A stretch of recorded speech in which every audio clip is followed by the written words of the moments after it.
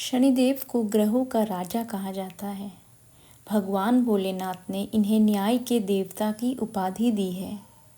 जो लोग शनिवार का व्रत करते हैं उनको पूजा के समय शनिवार व्रत कथा का श्रवण करना चाहिए। शनिदेव को बहुत जल्दी क्रोध आता है। इसी क्रोध की वजह से पिता सूर्य से इनकी नाराज़गी बनी रहती है। इनके क्रोध से सभी बचने की कोशिश करते हैं, वरना व्यक्ति पर मुसीबतों का पहाड़ टूट पड़ता है। इसलिए इन्हें प्रसन्न करने के लिए शनिवार व्रत रखा जाता है। व्यक्ति शनि दोष से बचने और उन्हें शांत रखने के लिए अनेक उपाय करता है। शनि कृपा से व्यक्ति को सुख और वैभव की प्राप्ति होती है। जो लोग शनिवार का व्रत करते हैं उनको पूजा के समय शनिवार व्रत कथा का श्रवण करना चाहिए। आइए सुनते हैं शनिदेव व्रत कथा। एक बार सभी 9 ग्रहों सूर्य, चंद्र, मंगल, बुध, बृहस्पति, शुक्र, शनि, राहु और केतु में बहस हो गई। कौन सबसे बड़ा है? आपस में लड़ने के बाद सभी देवराज इंद्र के पास पहुंच गए। इंद्र असमंजस की स्थिति में निर्णय नहीं दे पाए, परंतु उन्होंने सभी ग्रहों को सुझाव दिया कि पृथ्वी पर राजा विक्रमादित्य ही इसका फैसला कर सकते हैं, क्योंकि वो बहुत ही न्यायप्रिय राजा है। सभी पृथ्वी पर राजा विक्रमादित्य के पास गए और अपने आने का कारण बताया। राजा उनकी समस्या को सुनकर बहुत परेशान हो गए। उनका चिंतित होना लाजमी था, क्योंकि जिसको भी किसी से छोटा बताया तो वही गुस्सा कर जाएगा। राजा को काफ़ी सोच विचार के बाद उन्हें एक उपाय सूझा। उन्होंने सुवर्ण, रजत, कांस्य, पीतल, सीसा, रागा, जस्ता, अभ्रक और लोहे से 9 सिंहासन का निर्माण करवाया। उन्हें उपर्युक्त क्रम में रख दिया गया। सबसे निवेदन किया गया कि क्रमानुसार सिंहासन पर आसन ग्रहण करे। शर्त रखा गया कि जो सबसे अंतिम में सिंहासन पर आसन ग्रहण करेगा वही सबसे छोटा माना जाएगा, जिसकी वजह से शनिदेव सबसे बाद में आसन प्राप्त कर सके और सबसे छोटे कहलाए। क्रोध के आवेश में आकर शनिदेव ने सोचा कि राजा ने यह सब जानबूझकर किया है। कुपित होकर राजा से कहा कि राजा, तू मुझे नहीं जानता। सूर्य एक राशि में 1 महीना, चंद्रमा 2.25 महीने 2 दिन, मंगल 1.5 महीना, बृहस्पति 13 महीने, बुध और शुक्र 1-1 महीने विचरण करते हैं, लेकिन मैं 2.5 से 7.5 साल तक रहता हूँ। मैंने बड़े बड़े का विनाश किया है। श्री राम की 7.5 आने पर उन्हें जंगल जंगल भटकना पड़ा और रावण की आने पर लंका को बंदरों की सेना से परास्त होना पड़ा। क्रोधित शनिदेव ने राजा से कहा कि अब आपको सावधान रहने की ज़रूरत है। इतना कहकर शनिदेव कुपित अवस्था में वहाँ से चले गए। समय गुजरता गया और काल चक्र का पहिया घूमते हुए राजा की 7.5 आ ही गई। तब शनिदेव घोड़ों का सौदागर बनकर राजा के राज्य में गए। उनके साथ अच्छे नस्ले के बहुत सारे घोड़े थे।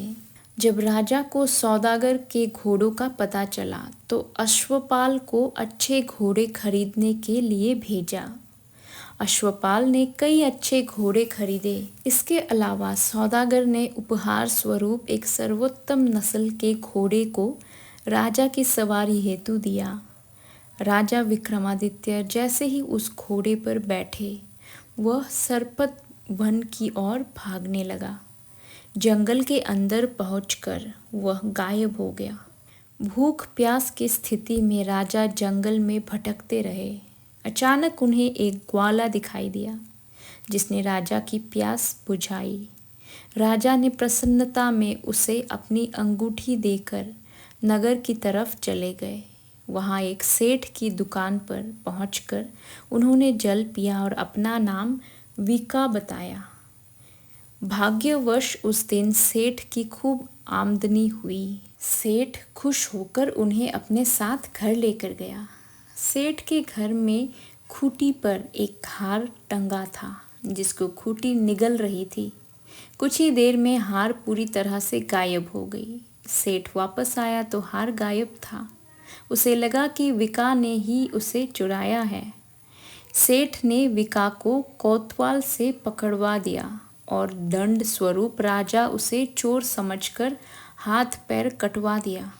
अपंग अवस्था में उसे नगर के बाहर फेंक दिया गया। तभी वहां से एक तेली निकल रहा था, जिसको विका पर दया आ गई। उसने विका को अपनी गाड़ी में बैठा लिया। विका अपनी जीभ से बैलों को हाँकने लगा।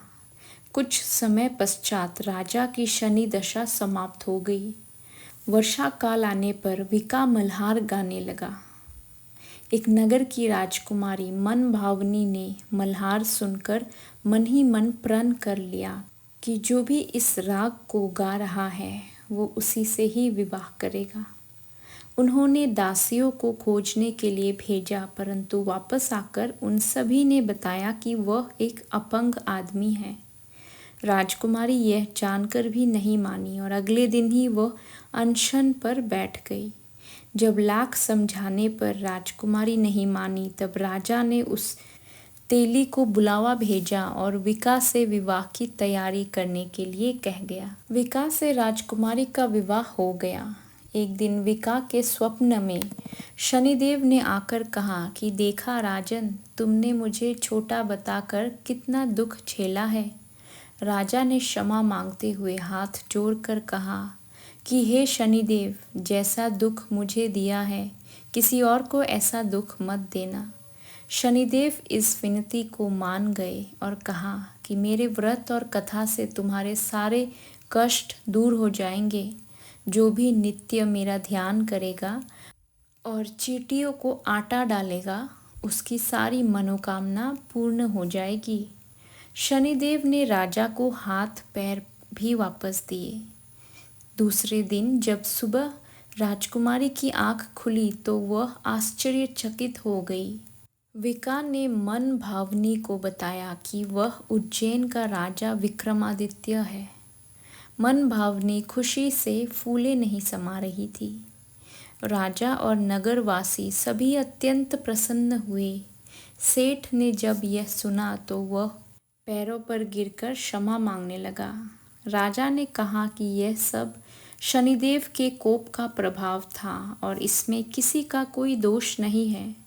सेठ ने निवेदन करते हुए कहा कि मुझे शांति तभी मिलेगी जब आप मेरे घर चलकर भोजन करेंगे। सेठ ने कई प्रकार के व्यंजनों से राजा का सत्कार किया। जब राजा भोजन कर रहे थे तभी जो खूंटी हार निगल गई थी वही अब उसे उगल रही थी। सेठ ने अनेक मोहर देकर राजा का धन्यवाद किया और अपनी कन्या श्रीकंवारी से पानी ग्रहण का निवेदन किया। राजा ने सहर्ष स्वीकार कर लिया। राजा अपनी दोनों रानियों मन भावनी और श्रीकंवारी को लेकर उज्जैन नगरी लौट आए। सारे नगर में दीपमाला और खुशी मनाई। राजा ने घोषणा करते हुए कहा कि मैंने शनिदेव को सबसे छोटा बताया था, लेकिन असल में वही सर्वोपरि है। तब से सारे राज्य में शनिदेव की पूजा और कथा नियमित होने लगी। सारी प्रजा के बीच खुशी और आनंद का वातावरण बन गया। शनिदेव के व्रत की कथा को जो भी सुनता या पढ़ता है उसके सारे दुख दूर हो जाते हैं। शनिदेव की कृपा आप सब पर बनी रहे। जय शनि महाराज।